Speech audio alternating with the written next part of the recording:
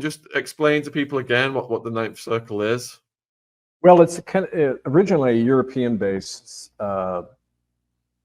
child sacrifice. It's a sacrificial cult, closely mirroring the Catholic Mass.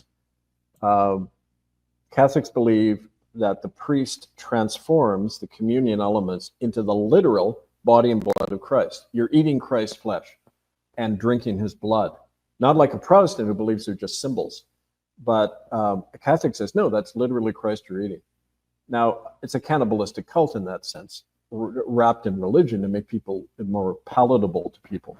But in the ninth circle, it's a copy and a reflection of this Catholic Mass, where it says, if you the innocents, the blood and the body of the innocents, the innocent children, a newborn baby especially, will redeem you. And that's why they cannibalize the child or the newborn after they do it. Now, there's a satanic element in that as well, because they use it as a means to control people. It's believed that the Jesuits set it up in the 1500s. The Jesuits were set up as an army, secret army of the Pope, to kill any Protestant king in Europe. Their first job was to kill Queen Elizabeth in England in the 1500s. The ones who invited my family as Huguenots from France gave us sanctuary. I wouldn't be here right now. But it was the Jesuits set it up as a way to control kings, politicians, judges, eventually. They invite them to these rituals and then trap them, film them, entrap them, and then use them that way. Anne-Marie van Bienberg, a lawyer in Belgium, described how that happened to her, and how she witnessed all these things. So, yeah, I mean, it's all that playing itself over and over, right? I remember watching that movie about Queen Elizabeth I, where various people were trying to kill her. So what was the reason they were trying to kill her? I forget which papal bull it was, but whatever pope it was back then, basically said Elizabeth is a heretic. She, like her father, she brought in the Protestant religion in England, and she was a sanctuary. It was the only power in England at the time. It was the only place you could go and have sanctuary as a Protestant. And remember the Spanish Armada? They tried to overthrow her, and then it got destroyed by the weather. So I mean, it was power politics back then, you know, between Spain and the Vatican trying to overthrow the one Protestant power that was resisting them, along with Holland. So, you know, it was that, and it was also, you had to rub out a bad example, right? Yeah. Is the new Pope Jesuit?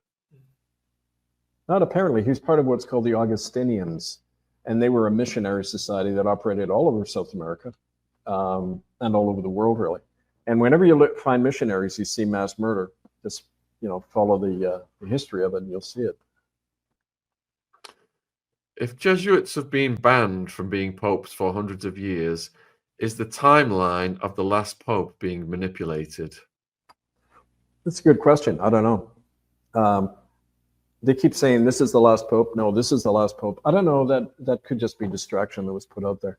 But definitely it's a rule within the Jesuits that, you know, they can never become pope, which led people to question whether, in fact, Bergoglio was, you know, the pope at all. And so, you know, it's open to speculation.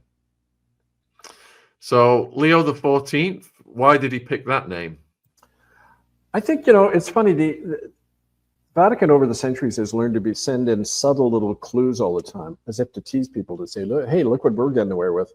That's certainly the mentality of fairly high up church people I've interviewed. And Leo, as I said, was kind of a bulwark against the Reformation. He was extreme conservative, first one to be accused of raping children.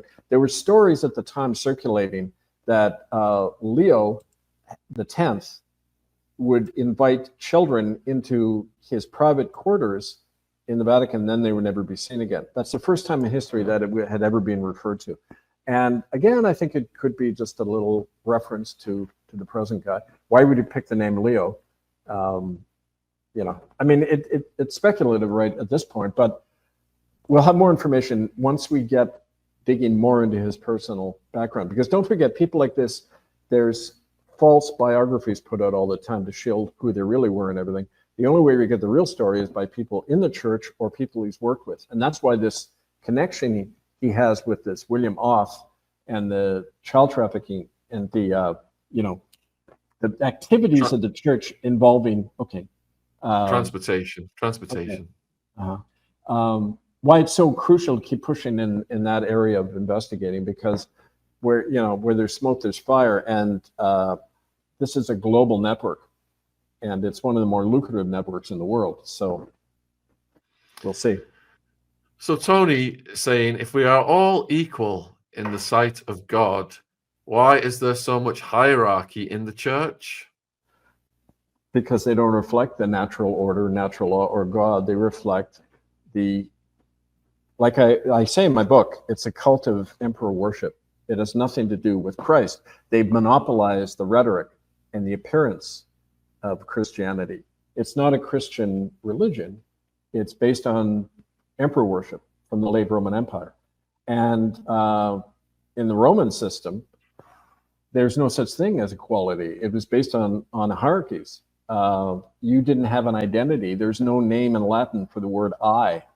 You were an extension of something or someone else. People refer to, the capitalized letters in your ID. That came from the Roman, it refers to a piece of property or a slave.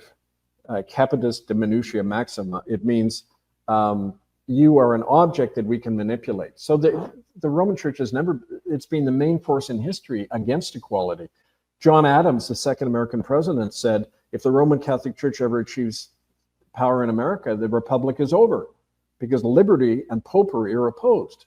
Two totally different notions. And that's why the Chinese and them get along so well, because they have the same notion of emperor worship. One guy in charge, the corporatist system, the whole global system is based on that now, of rule by one man and or one authority. And so, yeah, it's like asking, why doesn't a lion become a vegetarian, right? Okay. What does his election indicate about the future of the papacy? I think it indicates more that the move towards China is increasing quickly. I mentioned in the last interview how in China, it's the only country in the world where the government and the Catholic Church work together to appoint bishops and cardinals to determine what the public actions and statements of the church. It's like fused. And I think the same thing could very easily happen in America now. I think you're seeing a convergence happening all over the planet where big money, the state and the church merge into one body. Now, traditionally, that's how genocide operates, that unholy triangle, big money, church, and state. Now it's globalized.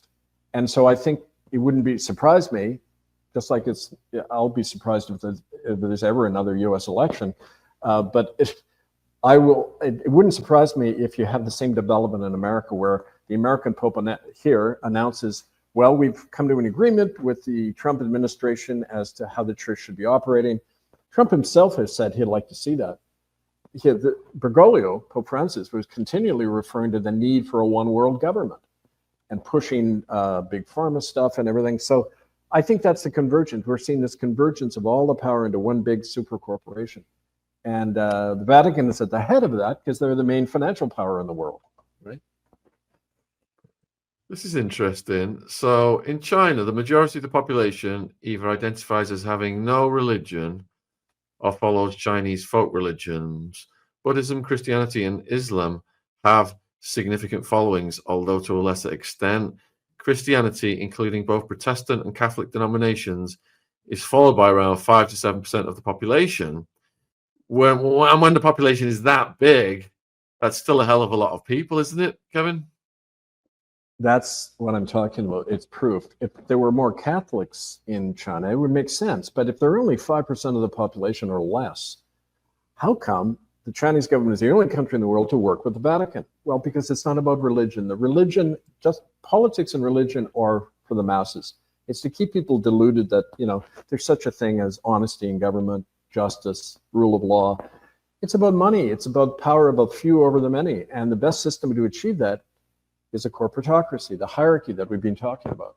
The Vatican and the Maoist system of, you could call it state capitalism, or the merger of money and power into one state system, they perfected it. They're bosom buddies. They see the world in the same way. So it's a prototype. It's like what China is doing with the Vatican is like a forerunner to the way the whole world's going to be.